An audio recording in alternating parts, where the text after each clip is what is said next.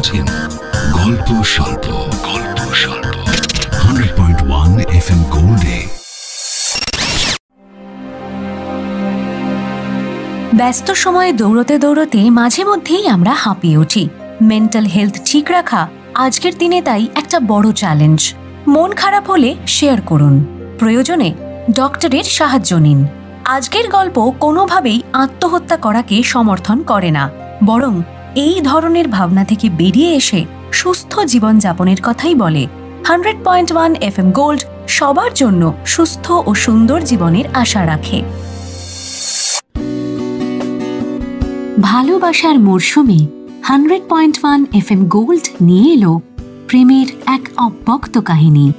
গল্প স্বল্পতে আজ শুনবেন FM গোল্ড অরিজিনালস কুয়াশার আড়াল থেকে। লিখেছেন পল্লবী সেনগুপ্ত।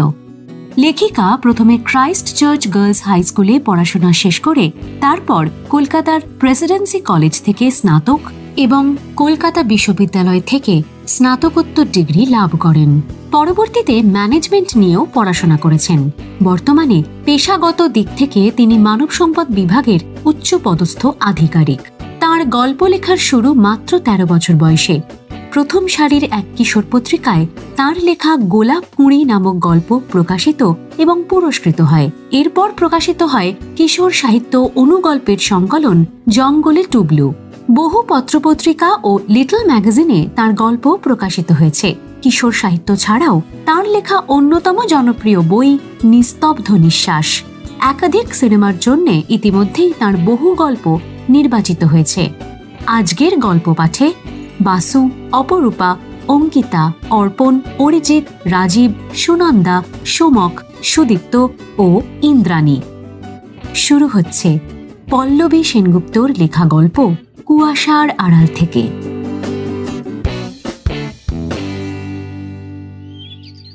গলাটা একটু বেশি গম্ভীর করে ময়ূরী বলল, কিরে, কথা বলতে বলতে বারবার আনমনা কেন হয়ে যাচ্ছিস তুই শ্রেয়ান? আরে কই আনমনা, উফ তুই যে কি বলিস না। খুব সতর্কভাবে নিজের অন্যমনস্কতাটুকু আড়াল করার আপ্রাণ চেষ্টা করল শ্রেয়ান। মিথ্যা কথা বলিস না, তুই এতটাও স্মার্ট নোস যে মিথ্যে বলে আমায় বোকা বানাতে পারবি। এবার গলাটা আরো রুক্ষ শোনালো ময়ূরের। বুকের ভেতর ধুকপুক করে উঠল শ্রেয়ানের। ময়ূরী কথায় কথায় এত রেগে যায় কেন কে জানে। ও কি একেবারেই মেয়েটাকে পড়তে পারে না? বোধহয় পারেই না। দিন দিন এই সম্পর্কটায় কেমন যেন কোন ঠাসা হয়ে যাচ্ছে শ্রেয়ান। আজকাল সবসময় ওর ভয় করে, একটা ভীষণ টেনশন হয়। সবসময় মনে হয় যে এই বুঝি রেগে গেল ময়ূরী, এই বুঝি অসন্তুষ্ট হলো। আর ময়ূরী সিনহাও বোধ হয় বুঝে গেছে যে শ্রেয়ান মল্লিক দিন দিন পরিণত হচ্ছে ওর এক অনুগত ভৃত্যে। সেই জন্যই হয়তো সবসময় এত বিশ্রীভাবে ছড়ি ঘোরাতে পারে ওর ওপর। ময়ূরীর সমস্ত কথা মেনে চলতে হয় শ্রেয়ানকে। কিন্তু ময়ূরীর ওর ভালো লাগা খারাপ লাগা এইসব নিয়ে কোনো মাথা ব্যথাই নেই। মাঝে মাঝেই শ্রেয়ানের মনে হয় যে এই সম্পর্কটা যেন ওর কোনো নিজস্বতাই নেই, সবটুকুই চলে ওই ময়ূরের মর্জি মতো। কিন্তু তবে সে যাই হোক না কেন, ময়ূরীকেও কিছুতেই হারাতে পারবে না। এই ময়ূরী হচ্ছে ওর স্বপ্নের নারী, ড্রিম গার্ল যাকে বলে আর কি। শ্রেয়ানের সাথে ক্লাস 9-এ পরিচয় হয়েছিল ময়ূরের। একই বায়োলজি কোচিং ছিল ওদের। প্রথম যেদিন ময়ূরী এসেছিল স্যারের কোচিংয়ে, সেদিন শুধু শ্রেয়ান কেন, পমকে গেছিল প্রায় সব কটা ছেলে। মেয়েটা ফর্সা নয়, কিন্তু অসম্ভব তীক্ষ্ণ একটা সৌন্দর্য যেন ঘিরে রয়েছে মেয়েটাকে। স্লিভলেস কুর্তি আর সিল্কের লং স্কার্টে সে যেন একেবারে র্যাম্প থেকে উঠে আসা কোনো এক মডেল। অনুপ স্যারের কোচিংয়ের বাকি অনেক ছেলের মতোই সেদিন শ্রেয়ানও ভেবেছিল, ইস যদি এই মেয়েটার সাথে বন্ধুত্ব হতো। ময়ূরী পড়াশোনায় খুব একটা ভালো ছিল না, কিন্তু তবুও অদ্ভুত একটা অহংকার যেন সবসময় আটকে থাকতো ওর মধ্যে। ছেলেপুলেরা বলতো সুন্দরী মেয়েদের নাকি ওরকম একটু আধটু দিমাগ থাকে।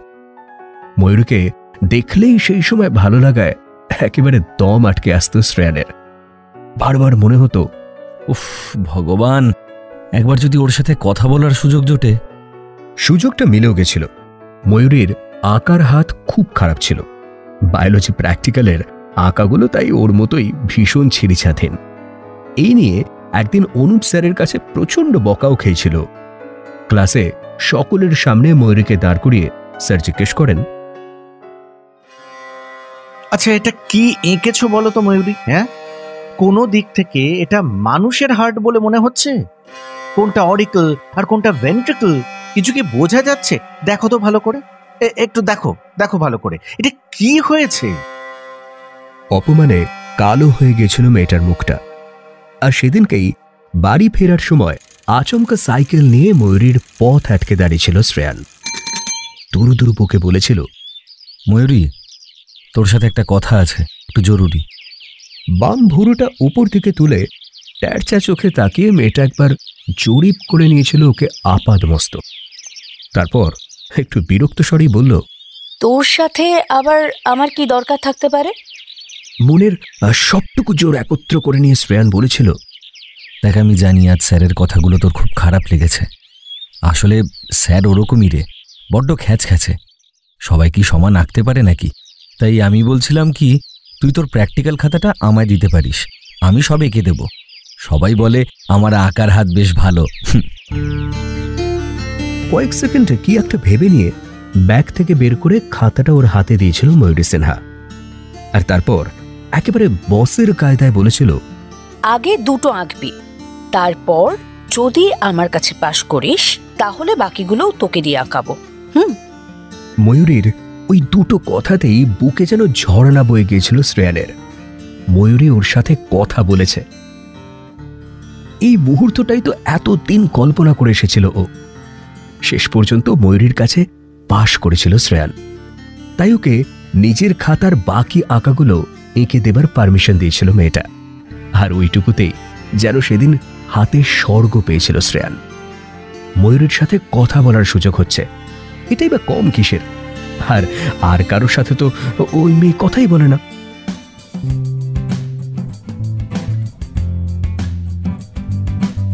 মাধ্যমিকের পর শ্রেয়ান সায়েন্স নিয়ে ভর্তি হয়েছিল আর ময়ূরী আর্টস।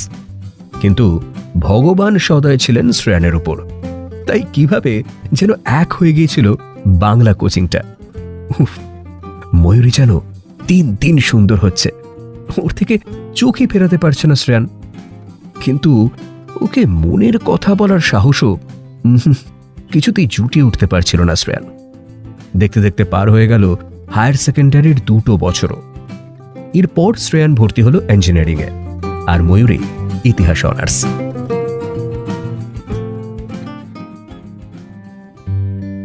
ইঞ্জিনিয়ারিং এর সেকেন্ড ইয়ারে শ্রেয়ান বুঝতে পেরেছিল যে নিজের আবেগকে আর নিজের নিঃশব্দ প্রেমকে আর আঁকলে রাখতে পারছে না ও।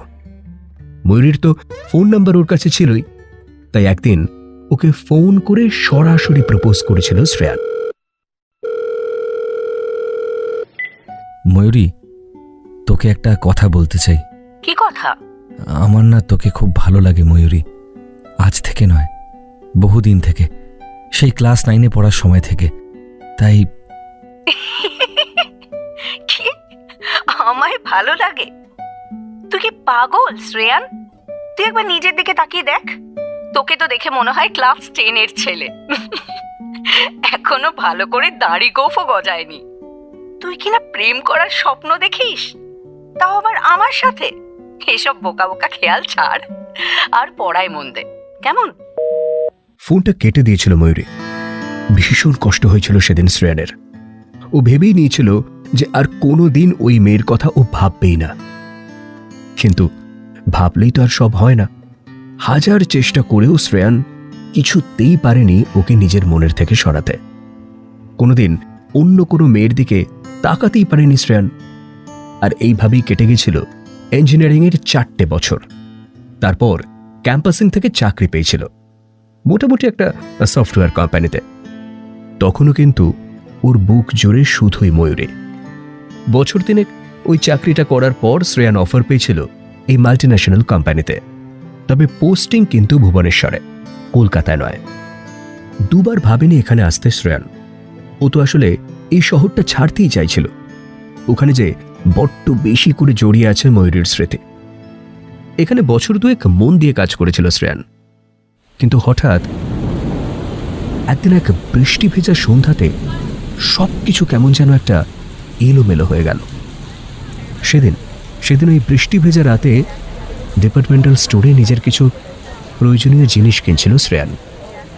বিলিং কাউন্টারে ওর থেকে দুটো মানুষ আগে থাকা মেয়েটাকে দেখে আচমকাই না একটা দামামা বেজে উঠেছিল ওর বুকের ভেতর। এই যে সেই মেয়ে ময়ূরী, এই শহরে কি করছে ও? ওর চোখ বাঁচিয়ে পালাবো? না, পারেনি, মুখোমুখি হতেই হয়েছিল। তাই বাধ্য হয়ে ভদ্রতার হাসি ঠোঁটে ঝুলিয়ে জিজ্ঞাসা করতেই হয়েছিল, আরে তুই এখানে কেমন আছিস? আমি ভালো আছি শ্রেয়ান। আসলে আমার বাবা এখন এখানে পোস্টেড, বাবার সামনেই রিটায়ার করবেন, তাই শেষ বেলার পোস্টিং এখানেই পেয়েছেন। তুই এখানে? শ্রেয়ান জানিয়েছিল তার নতুন চাকরির কথা, আর ওকে অভিনন্দন জানিয়ে সেদিন চলে গেছিল ময়ূরে। ঠিক দুদিন পর নিজে থেকেই ওকে ফেসবুকে ফ্রেন্ড রিকোয়েস্ট পাঠিয়েছিল ময়ূর সিনহা। আর সেদিন ছিল শ্রেয়ানের দারুণ একটা খুশির দিন। সেদিনই সবে টিম লিডার পজিশনে প্রমোশন পেয়েছিল। ময়ূরের ফ্রেন্ড রিকোয়েস্ট অ্যাকসেপ্ট করে ওর সাথে প্রথম ভাগ করে নিয়েছিল সেই খুশি ফেসবুকের ইনবক্সে। ময়ূরীও বোধহয় খুশি হয়েছিল, বারবার বলছিল, আমি জানি শ্রেয়ান, তুই একদিন অনেক উপরে উঠবি। তারপর বলেছিল অপ্রত্যাশিত সেই কথাটা, যেটা শ্রেয়ানের নিঃশ্বাস স্তব্ধ করে দিয়েছিল 2 সেকেন্ডের জন্য। একটা কথা বলবো শ্রেয়ান, জানি না এখন এসব বলা উচিত কিনা, জানি না তোর জীবনে কেউ আছে কিনা, কিন্তু তবুও আজ বলতে ইচ্ছা করছে রে। একদিন তোর দেওয়া ভালোবাসার প্রস্তাব আমি ফিরিয়ে দিয়েছিলাম। আসলে সেদিন বড্ড ভীতু ছিলাম, ভয় করত কোনো পুরুষকে জীবনে গ্রহণ করতে। কিন্তু তুই আমার সাথে সব যোগাযোগ ছিন্ন করার পর আমি বুঝেছিলাম আমি নিজের অজান্তেই কখন যেন তোকে পছন্দ করে ফেলেছি। যদিও জানি আজ এসব কথাই অর্থহীন, কারণ বড্ড দেরি হয়ে গেছে। চ্যাটবক্সের অক্ষরগুলো কেমন যেন জড়িয়ে আসছিল শ্রেয়ানের চোখে। বুকটা ধরফর করছিল। ও কি ঠিক দেখছে? মন্ত্রমুগ্ধের মতো দ্রুত হাতে শুধু টাইপ করেছিল। কিচ্ছু দেরি হয়নি ময়ূরী, তোর জন্য যে ভালোবাসাটা গচ্ছিত ছিল সেটা আজও শুধু তোরই আছে। সেই থেকেই শুরু শ্রেয়ান আর ময়ূরীর সম্পর্কের। কিন্তু দিন দিন কেমন যেন একটা ক্লান্ত হয়ে যাচ্ছে শ্রেয়ান ওর মন বুঝে বুঝে চলতে। মাত্র 1 বছরেই যেন 10 বছরের একটা ক্লান্তি এসে জড়ো হয়েছে সম্পর্কটায়। এখন আবার দেশে জুড়ে চলছে লকডাউন, করোনা ভাইরাসের আতঙ্কে। কেউ ঘর থেকে বেরোতেই পারছে না। ময়ূরীর সাথেও দেখা নেই বহুদিন। তাই যেন আরো বেশি তিরিক্ষে মেজাজে রয়েছেন মিস ময়ূরী সিনহা।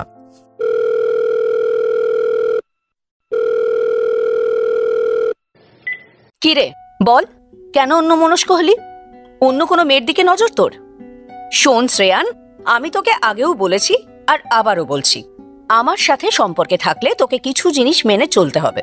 আমাকে ভুল করেও কখনো টেকেন ফর গ্রান্টেড ভেবে নিবি না। তাই আমার সাথে কথা বলার সময় পুরো মনোযোগ এদিকেই দিবি, নচেত আমি জাস্ট সহ্য করব না, বেরিয়ে যাব এই রিলেশনশিপ থেকে। না না ময়ূরী, প্লিজ রাগ করিস না। দেখ, বিশ্বাস কর আমি অন্য কোনো দিকে মন দিইনি। তুই ছাড়া কোন মেয়েকে আমি দেখব? কি সব বলছিস তুই? Hello hello hello. ফোন কেটে দিয়েছে ময়ূরী। বোবা মুঠো ফোনটা হাতে নিয়ে বোকার মতো ছাদে নিশ্চল হয়ে দাঁড়িয়ে রইল শ্রেয়ান।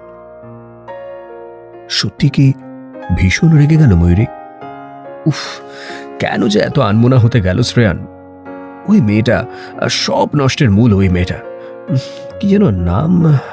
আরে ওইটা এখনো দাঁড়িয়ে রয়েছে ছাদে, কানে হেডফোন গুঁজে। মেয়েটা কে শ্রেয়ান জানে না, সেটা কি নাম তাও জানে না। জানার অবশ্য ওর কোনো ইচ্ছেও নেই। ফর্সা, রোগা, খুব সাধারণ চেহারার একটা মেয়ে। আসলে ভুবনেশ্বরে একটা বাড়ির দোতলাটা ভাড়া নিয়ে থাকে ওরা 3 জন ছেলে। সারাদিনটা তো অফিসেই কেটে যায়, বাড়ি বলতে থাকা শুধু ওই রাতটুকুই। কিন্তু এই দীর্ঘমেয়াদী লকডাউনের জেরে তো এখন সারাটা দিনই বাড়িতে, ঘরে বসেই চলছে ওয়ার্ক ফ্রম হোম। গোটা দিন ঘরে থাকলেও বিকেলের দিকটায় ছাদে আসছে এখন শ্রেয়ান, আর প্রতিদিনই দেখছে ওই মেয়েটাকে, একেবারে ওদের পাশের বাড়ির মেয়ে। ও ছাদে এলেই কিভাবে যেন টের পেয়ে যায় মেয়েটা, অমনি সেও চলে আসে ছাদে। কেমন অদ্ভুত দৃষ্টি নিয়ে একদৃষ্টে তাকিয়ে থাকে শ্রেয়ানের দিকে, আর শুধু শ্রেয়ান ওদিকে দেখলেই চোখটা সরিয়ে নেয়। শ্রেয়ানের খুব অস্বস্তি হতো প্রথম প্রথম, তবে এখন অভ্যেস হয়ে গেছে গতই 1 মাসে। ওই মেয়েটা যদি ওকে দেখে সুখ পায়, পাক। উটকো একটা মেয়ের জন্য তো আর শ্রেয়ান নিশ্চয়ই ছাদে আসা বন্ধ করবে না। শ্রেয়ান জানে যে ওকে বেশ ভালো দেখতে, তাই অনেক মেয়ে ওর দিকে তাকায়, কিন্তু ও তো আর ময়ূরী ছাড়া কাউকে ভাবেই না। তবে আজ যেন কি একটা হচ্ছিল। আজ কেন কে জানে বারবার ছাদে দাঁড়িয়ে ফোনে কথা বলার সময় শ্রেয়ানের চোখ চলে যাচ্ছিল ওই মেয়েটার দিকে। মেয়েটা রোজ সালোয়ার কুর্তি এসবই পরে থাকে, কিন্তু আজ আচমকা শাড়ি পরে এসেছে। আর মানে সেই দেখেই কি নিজের অজান্তেই ওদিকে চোখ চলে যাচ্ছিল শ্রেয়ানের। আসলে শাড়ির প্রতি শ্রেয়ানের একটা অদ্ভুত দুর্বলতা তো ছিলই। কাল একবার শাড়ি পরে আসবি ময়ূরী? তুই বললেই আমাকে শুনতে হবে নাকি? ওসব আমার ভালো লাগে না। হ্যাঁ, কেন বলতো? জিন্স টপ পরা মেয়ে আর পোষাচ্ছে না। তুই আমাকে সেই উল্টোই বুঝলি। আমার ইচ্ছে তোকে একদিন একটু অন্যভাবে দেখব, এটা ভালোবাসার আবদার। এমনিতে তুই যেমন আছিস আমি তেমন ভাবেই তোকে ভালোবাসি। শ্রেয়ানের আবদার একদিনের জন্য রাখেনি ময়ূরী। তবে যাই হোক, ওইভাবে ময়ূরীর সাথে কথা বলতে বলতে আজ আনমনা হওয়াটা সত্যিই বোধহয় একদম উচিত হয়নি শ্রেয়ানের। কোথাকার একটা অচেনা উটকো মেয়ে, তার দিকে কেনই বা ভুল করে তাকাবেও। নিজের কৃতকর্মের জন্য এবার নিজেরই ভীষণ খারাপ লাগলো শ্রেয়ানের।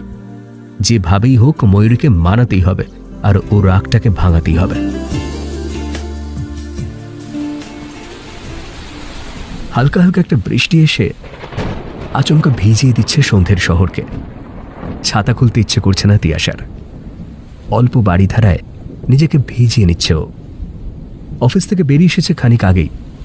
অফিস থেকে কিছুটা দূরে একটা ভাঙাচোরা দোকানের চাতালে উঠে জড়সড় হয়ে দাঁড়িয়ে রয়েছে। তিয়াশার চোখ খুঁজতে থাকে শ্রেয়ানকে। আরে ওই তো, ওই যে কফি শপটায় ঢুকলো শ্রেয়ানদা, কিন্তু সাথেও কে? তিয়াশার হঠাৎ যেন গলাটা শুকিয়ে আসে। দেখে একটা চমকালো টপ আর জিন্স পরা সুন্দরী মেয়ে শ্রেয়ানের সাথে। তার মানে ওই তাহলে শ্রেয়ানদার মনের মানুষ। বুকের মধ্যে যেন একসাথে 1 কোটি বলতা হুল ফোটাচ্ছে তিয়াশার। চোখের সামনে এভাবে অন্য একজনের সাথে নিজের মনের মানুষটাকে দেখে কি সত্যি এত সহজে সহ্য করা যায়? এখনো যেন সবটা কেমন অদ্ভুত লাগে ভাবতে গেলে তিয়াশার। মাত্র কয়েক মাস আগেও তো ও চিনত না শ্রেয়ানকে, অথচ আচমকা সেই মানুষটাই যে এভাবে ওর বুকের ভেতর ছেয়ে যাবে, সেটা কি ও স্বপ্নেও ভেবেছিল?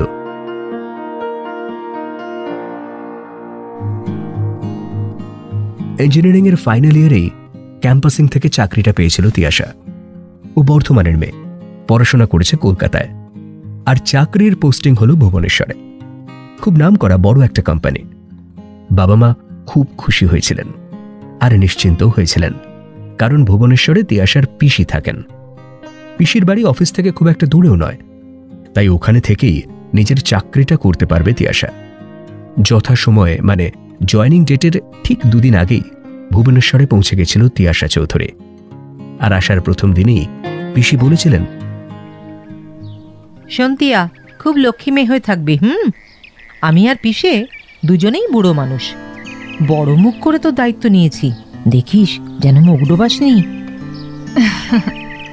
তুমি চিন্তা করো না, আমি খুব লক্ষ্মী হয়ে থাকবো। সারাদিন মন দিয়ে অফিস করব, আর ছুটি হলেই সোজা বাড়ি চলে আসবো।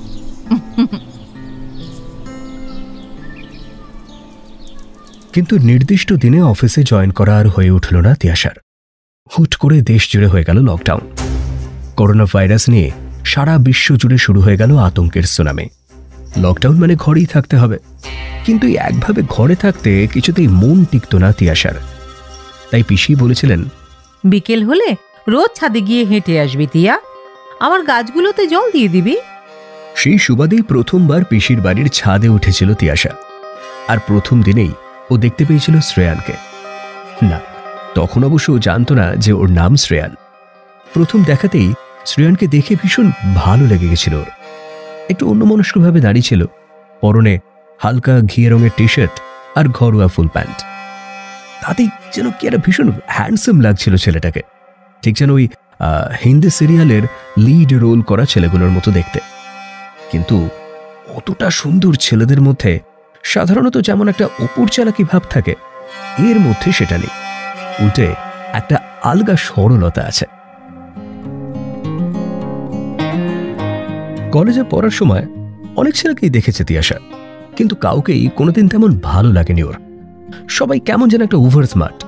কিন্তু এই ছেলেটাকে দেখে বড্ড অন্যরকম লেগেছিল তিয়াশার।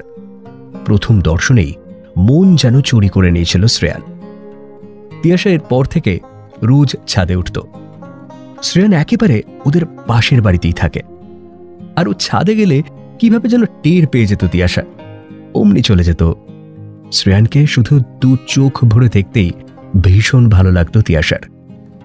কিন্তু সে কোনোদিন ওর দিকে ভুলেও তাকাতো না, নিজের খেয়ালেই বিভোর হয়ে থাকত। আবার কখনো কখনো ব্যস্ত থাকতো শুধু ফোনে কথা বলতে। লকডাউনের সময়টায় প্রতিদিনই ছাদে আসতো শ্রেয়ান, আর তিয়াশাও ওকে অনুসরণ করে ঠিক পৌঁছে যেত প্রতিদিন। বারবারও ভাবত, ইস, একটা যদি সুযোগ পাওয়া যেত ছেলেটার সাথে আলাপ করার।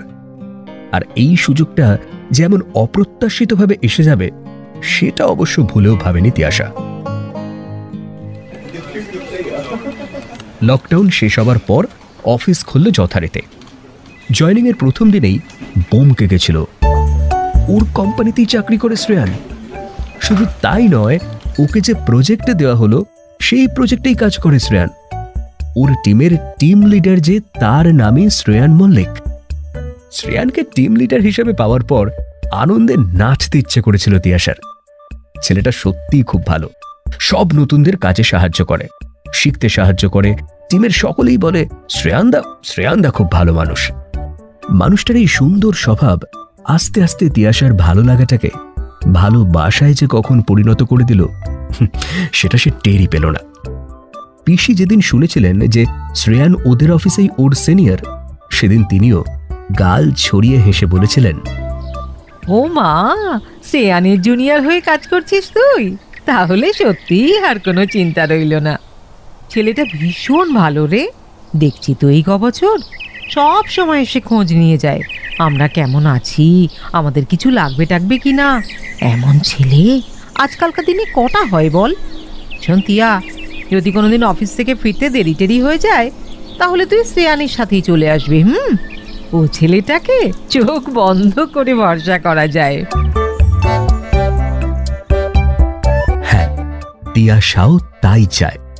নিজের সবটুকু ভরসা ওই মানুষটাকে সঁপে দিয়ে নিশ্চিন্ত হতেই তো চায়। কিন্তু কেন কে জানে শ্রেয়ান বড্ড এড়িয়ে চলে ওকে। কাজে সাহায্য করে, শিখিয়ে দেয়, এগুলো ঠিক, কিন্তু তবুও কোথাও যেন অন্যদের থেকেও একটু বেশি দূরত্ব শুধু তিয়াশার সাথেই বজায় রাখতে চায়। না, ও কেন এমনটা করে সেটা দুদিন আগে অবধিও বুঝতো না তিয়াশা। দিন চারেক আগেই প্রথমবারও সবটা বুঝল, আর তখনই যেন পায়ের তলা থেকে মাটিটা সরে গেল তিয়াশার। দিন চারেক আগে একটু সাহস করে ফেসবুকে একটা ফ্রেন্ড রিকোয়েস্ট পাঠিয়েছিল তিয়াশা শ্রেয়ানকে। একসাথে কাজ করার তা প্রায় মাস 4-5 তো হলো। এবার তো ফ্রেন্ড রিকোয়েস্ট পাঠানোই যায়। কয়েক ঘন্টা পর ওই রিকোয়েস্ট অ্যাকসেপ্টের নোটিফিকেশন এসেছিল তিয়াশার কাছে। আনন্দে লাফিয়ে উঠে সাথে সাথে ওর প্রোফাইল ঘাঁটতে শুরু করেছিল তিয়াশা। কিন্তু মিনিট কয়েকের মধ্যেই মাথায় যেন বাজ আছড়ে পড়েছিল ওর। শ্রেয়ানের প্রোফাইলে একটা মেয়ের সাথে ওর অনেকগুলো ছবি। মেয়েটার নাম ময়ূরী সিনহা। ছবিগুলো দেখেই বোঝা যাচ্ছে যে এই মেয়েটার সাথে একটা অন্যরকম সম্পর্ক আছে শ্রেয়ানের। ছবিগুলো দেখতে দেখতে বুকটা মুচড়ে উঠেছিল তিয়াশার। 3-4টে ছবি দেখেই ফেসবুকটা বন্ধ করে দিয়েছিল। সেদিন রাতে ভালো করে খেতেও পারেনি, ঘুমোতেও পারেনি।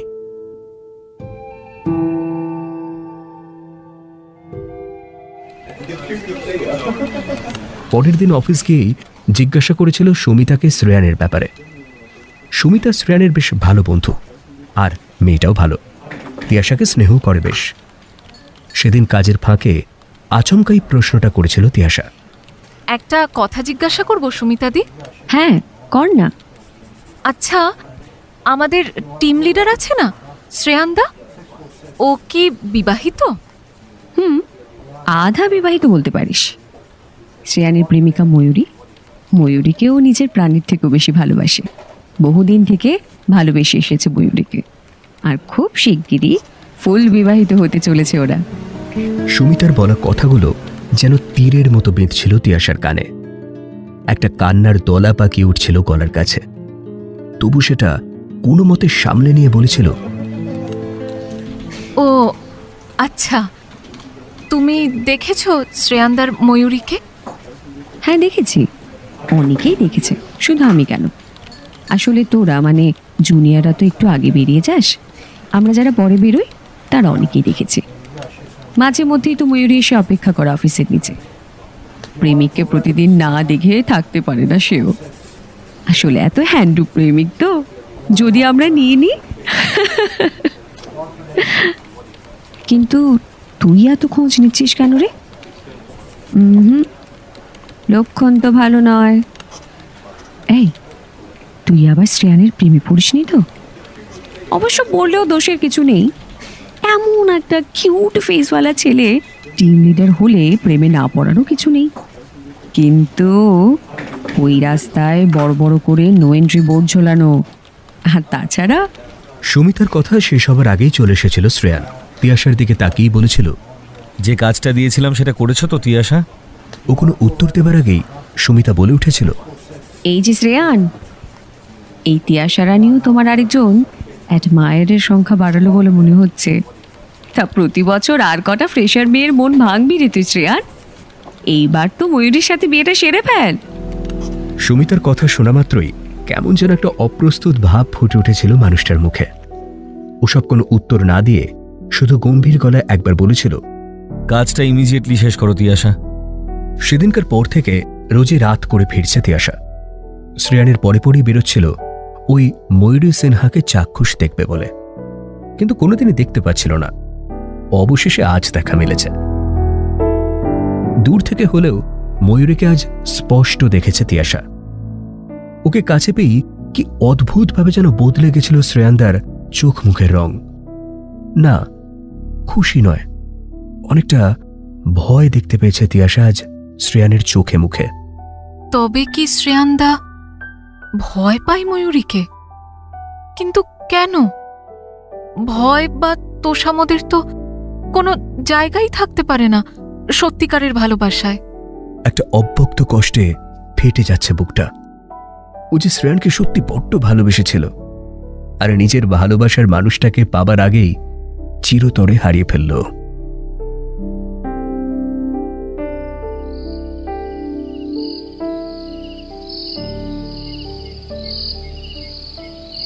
অন্ধকার ঘরের ভেতর ভূতের মতো শুয়ে রয়েছে শ্রেয়ান। নিঃশব্দ চোখের জলে ভিজে যাচ্ছে বালিশটা। এখনো যেন নিজের সাথে বিগত 5 দিনে ঘটে চলা সবকিছু বিশ্বাস করতে পারছে না ও।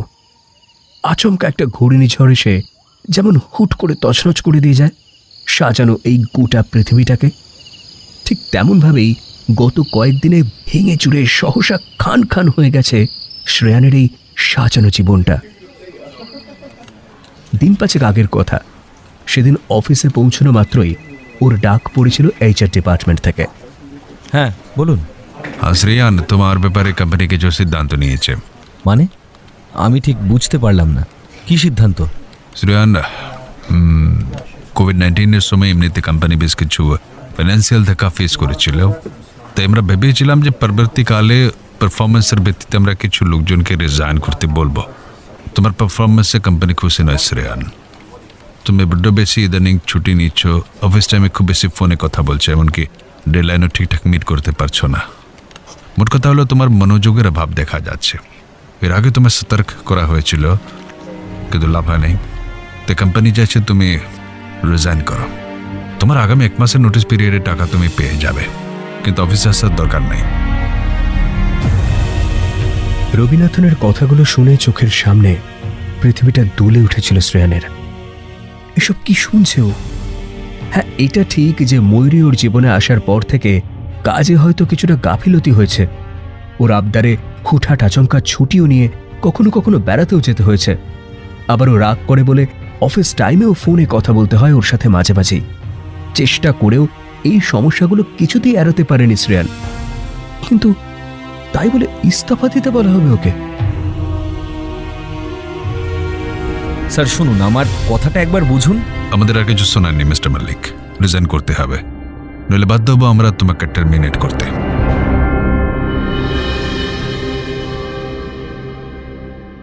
সেদিন সত্যি আর কিছু করার ছিল না শ্রেয়ান মল্লিকের।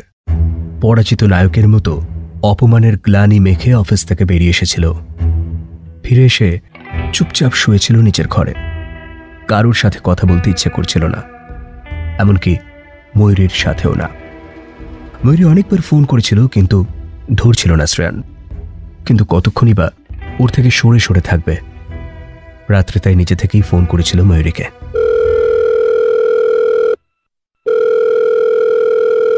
কি ব্যাপার, কোথায় ছিলি সারাদিন? ফোন ধরছিলি না কেন? অন্য কোনো মেয়ের সাথে ডেট করতে গেছিলি? শোন শ্রেয়ান, আমার বাবার বন্ধুর ছেলে ডক্টর সুজিত মিশ্রর সাথে আমার সম্বন্ধ এসেছে। যদি তুই আমার সাথে এরকম ভাবেই চলতে থাকিস তাহলে আমি বাধ্য হব সুজিতকেই বিয়ে করে নিতে। একসঙ্গে এতগুলো কথা হিংস্রভাবে বলে উঠেছিল ময়ূরী। সারাদিনের এত অপমানের পর নিজের মানুষটার এহেন আক্রমণে আর সামলাতে পারেনি শ্রেয়ান।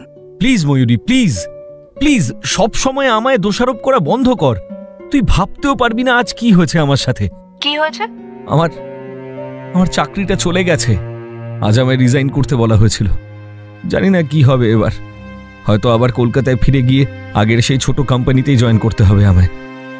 মাইনেও কমে যাবে অনেকখানি। চুপ করে গেছিল ময়ূরী। কয়েক সেকেন্ড চুপ করে কেটে দিয়েছিল ফোনটা। পরের দিন শ্রেয়ান আর ফোনে সারাদিন চেষ্টা করেও যোগাযোগ করতে পারেনি ময়ূরীকে। পরপর টানা দুদিন সুইচ অফ ছিল তার ফোন। তৃতীয় দিন সন্ধেবেলায় আচমকা একটা মেসেজ এসেছিল ওই নম্বর থেকে। শ্রেয়ান, অনেক ভেবে দেখলাম এই সম্পর্কটা আর রাখার কোনো মানেই হয় না। তুই ভালো চাকরি করছিস, ভালো মাইনে, এসব কারণেই তোর সাথে সম্পর্কটা শুরু করেছিলাম। আর তাছাড়া তুই আমার সব কথা মেনে চলবি এইটাও আমি বুঝেছিলাম, তাই আরও একটু বেশি ইন্টারেস্টেড হয়েছিলাম। কিন্তু যদি তোর সেই চাকরি, মাইনে, স্ট্যাটাসটাই না থাকে তাহলে আমি থেকেও না তোকে ভালোবাসতে পারবো না। তাই আমি ব্রেকআপ করাই ভালো মনে করছি। সুজিতের সাথে আমার বিয়ে হোক, সেটা আমার বাড়ির সকলেই চায়, আমিও এখন তাই চাই। সেই জন্য তোকে মুক্তি দিলাম। আর কখনো আমায় যোগাযোগ করিস না প্লিজ। যদি একটু নিজের মান সম্মান থাকে তো আর কখনো আমায় যোগাযোগ করবি না। বাই।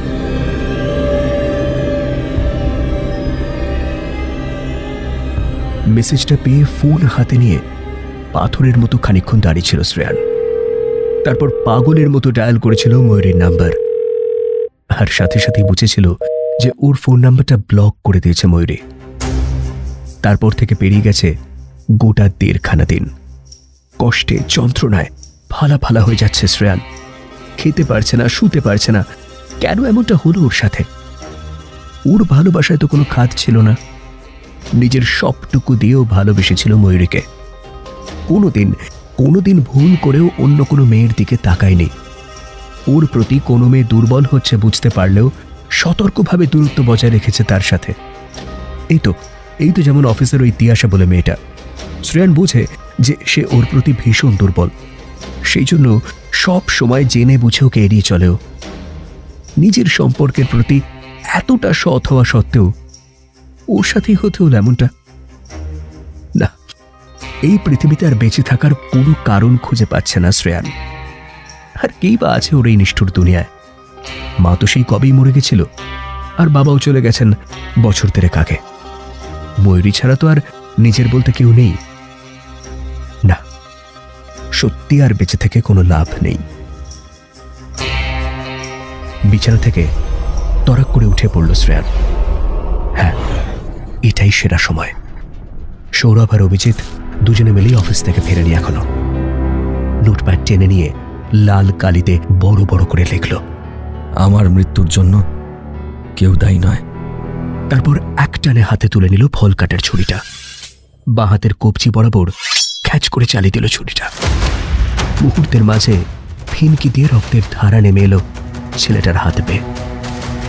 শ্রেয়ানের চোখের সামনে নেমে এলো একটা দুর্ভেদ্য কালো অন্ধকারের চাদর।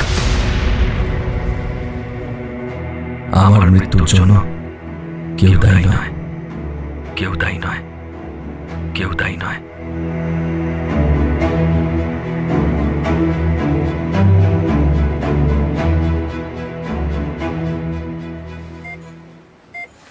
সৌরভদা, কি বললেন ডাক্তার? এখন কেমন আছে শ্রেয়ানদা? এখন অনেকটা ভালো রে, বিপদ কেটে গেছে। বিকেলের মধ্যেই হয়তো আইসিইউ থেকে নর্মাল বেডে শিফট করা হবে ওকে। তুই বাড়ি যা, একটু মুখে কিছু দিয়ে আয়। গত দুদিন তো এখানেই পড়ে আছিস। চেয়ারের ওপর ধপ করে নিজের ক্লান্ত শরীরটা এবার ছেড়ে দিল তিয়াশা। একটা দীর্ঘশ্বাস বেরিয়ে এলো ওর বুক চিরে। যাক, শ্রেয়ানদার বিপদ কেটে গেছে তাহলে। দুঃস্বপ্নের মতো তো কাটলো দুটো দিন। এখনো ভাবলে গায়ে কাঁটা দেয় তিয়াশার। সেদিন সন্ধেবেলায় নিজের ঘরেই অফিস থেকে ফিরে চুপ করে শুয়েছিল তিয়াশা। হঠাৎ বাইরে একটা চেঁচামেচির শব্দে বাইরে উঠে এসেছিল। পাশের বাড়ির সৌরভ, মানে শ্রেয়ানের রুমমেট এসেছে। ভীষণ নার্ভাস লাগছে ওর গলা। সে বলছে পিসেকে, মেসোমশাই, সর্বনাশ হয়ে গেছে। আমি অফিস থেকে ফিরে এসে দেখছি শ্রেয়ান আত্মহত্যার চেষ্টা করেছে হাতের শিরা কেটে। প্রচুর রক্ত বেরিয়ে গেছে মনে হচ্ছে। এদিকে অভিজিৎটাকেও ফোনে পাচ্ছি না। প্লিজ গাড়ির চাবিটা দিন, এক্ষুনি ওকে নার্সিংহোমে নিয়ে যেতে হবে, নইলে বোধহয় আর বাঁচবে না ছেলেটা। কি বলছো? শ্রেয়ান আত্মহত্যার চেষ্টা করেছে? কিন্তু কেন? এত ভালো একটা ছেলে কেন এসব করলো? তড়িঘড়ি গাড়ির চাবি সৌরভ তাকে দিয়ে দিয়েছিল পিসে। সবটুকু শুনে আর নিজেকে সামলে রাখতে পারেনি সেদিন তিয়াশা। সব সংযমের বাঁধ ভেঙে হাউ হাউ করে কেঁদেছিল বাচ্চা মেয়ের মতো। শ্রেয়ান এবার এই পৃথিবী ছেড়েই চলে যাবে? না, কিছুতেই এটা সহ্য করতে পারবে না তিয়াশা। ছুটে এসেছিল পিসি ওর কান্নার শব্দ পেয়ে। তিয়া, কি হলো রে মা তোর?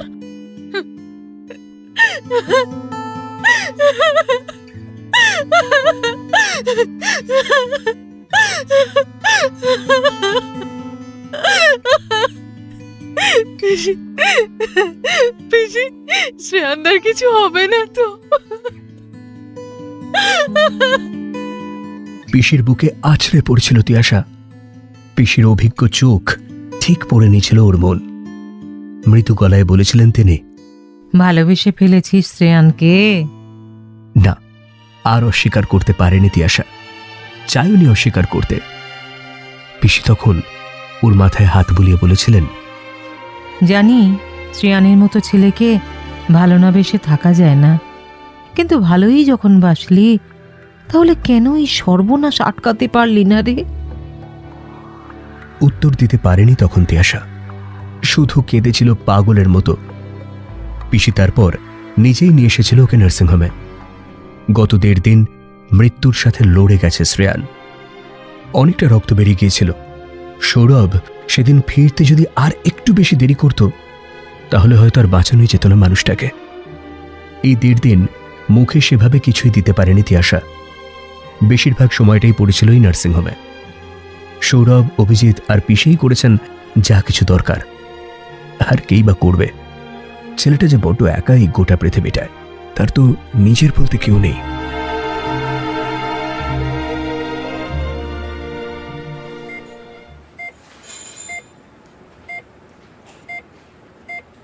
মাথার ভিতরটা কেমন যেন ঝিমঝিম করছে। ভীষণ দুর্বল লাগছে শরীরটা। বাঁ হাতে অসহ্য ব্যথা। চোখও খুলতে কষ্ট হচ্ছে ভীষণ। না, মৃত্যু ধরা দিল না শেষ পর্যন্ত। আবার এই স্বার্থপর পৃথিবীতে একা পরাজিত একটা প্রেতের মতো বেঁচে থাকতে হবে শ্রেয়ান মল্লিককে। যমু যেন ছুঁলো না ওকে। কিরে, এখন কেমন আছিস? আমায় কেন বাঁচালি সৌরভ? আমি তো সত্যি আর বাঁচতে চাই না। কি করব আমি বেঁচে থেকে এই স্বজনহীন পৃথিবীতে? আমার নিজের মানুষটাও তো আর আমার নিজের রইল না, চাকরিটাও চলে গেল। নিজের মানুষ? কাকে নিজের বলছিস তুই? ওই ময়ূরীকে, যে কোনোদিন তোকে ভালোই বাসেনি? স্বার্থপর ওই মেয়েটা কোনোদিন তোর নিজের ছিল না ভাই। তবেই পৃথিবীতে এমন একজন সত্যিই আছে যে তোকে মন প্রাণ দিয়ে ভালোবাসে রে। মানে কার কথা বলছিস তুই? কি বলছিস এসব? হ্যাঁ, একজন আছে যে নাওয়া খাওয়া ভুলে এই 2 দিন এই নার্সিংহোমেই পড়েছিল সর্বক্ষণ। সে কোনো কিছু প্রত্যাশা করে তোকে ভালোবাসে না, শুধু তোর ভালো চেয়েই। সৌরভের গলাপে চোখ মেলল শ্রেয়ান। প্রায় অনেকটা সময় পর জ্ঞান এসেছে বোধহয় ওর।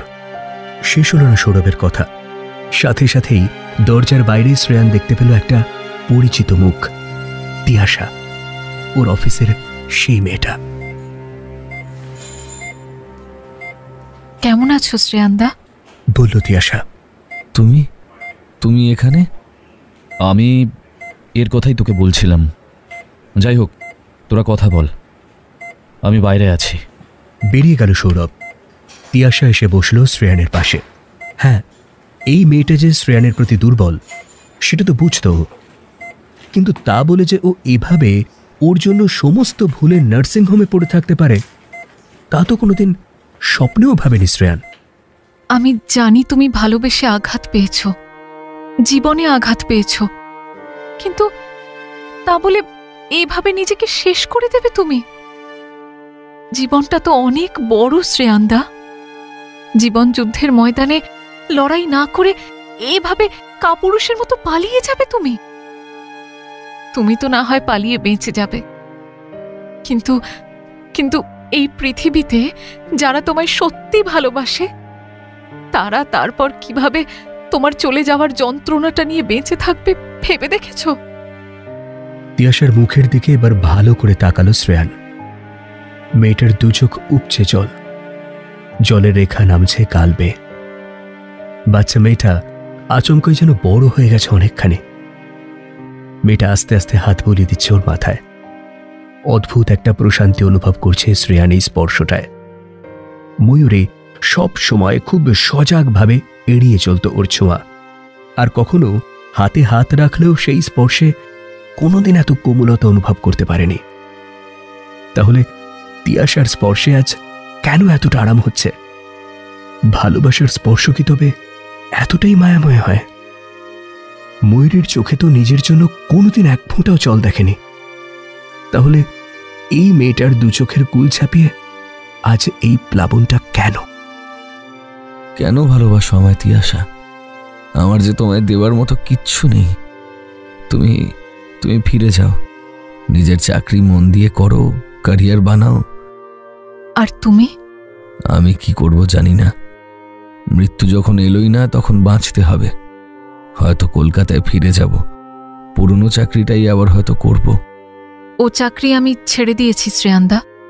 যে কোম্পানি তোমায় অসম্মান করে সেখানে কাজ করা আমার পক্ষে সম্ভব নয়। আমিও কলকাতায় যাব, দেখব যদি কোনো একটা কাজ জোগাড় করতে পারি।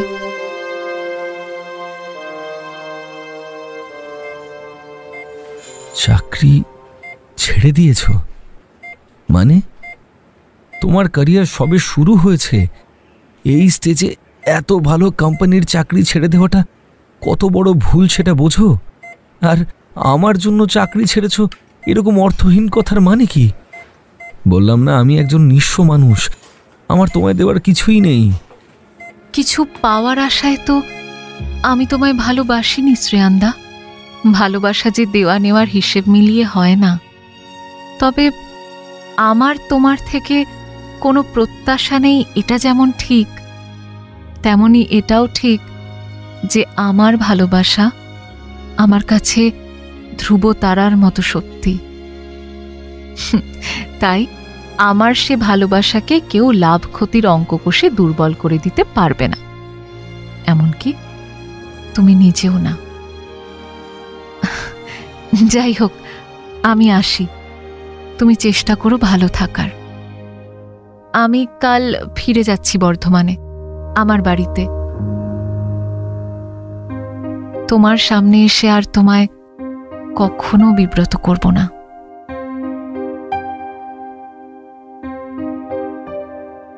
উঠে পড়ল তিয়াশা। আস্তে আস্তে বেরিয়ে যাচ্ছে নার্সিংহোমের খালি কামরাটা ছেড়ে। আচমকাই বুকের কাছে কেমন যেন মুচড়ে উঠল শ্রেয়ানের।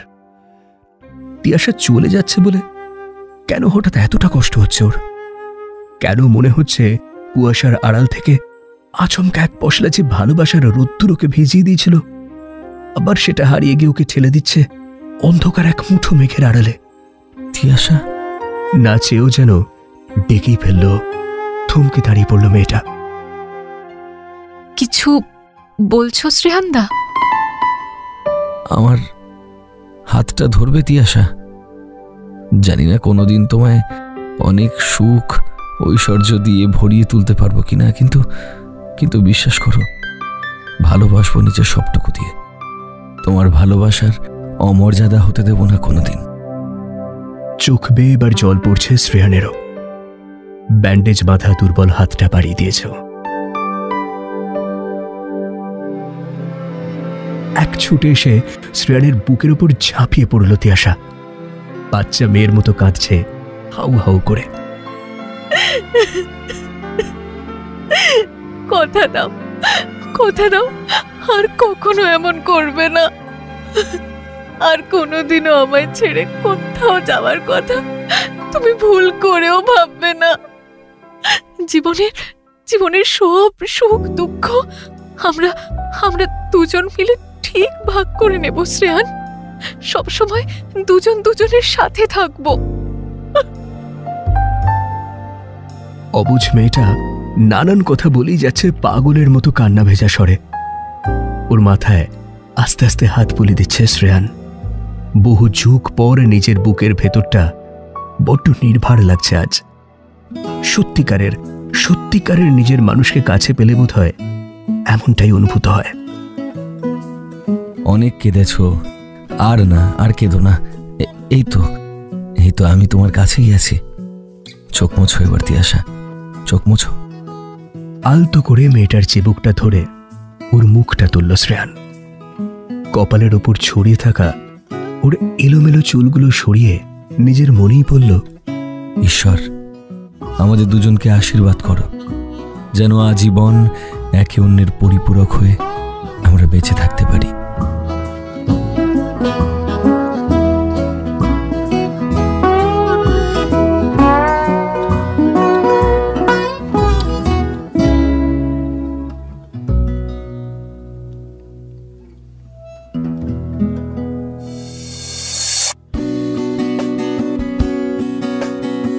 গল্প স্বল্পতে আজ শুনলেন Valentine's week special FM gold originals কুয়াশার আড়াল থেকে। লিখেছেন পল্লবী সেনগুপ্ত। গল্পের কথক অরিজিৎ। গল্পের সূত্রধর সৌমি।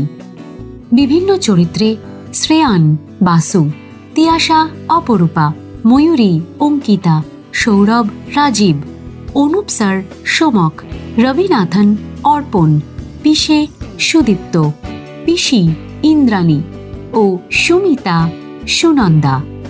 সমগ্র পরিকল্পনা ও পরিচালনা শুভদা। শুনলেন গল্প স্বল্প।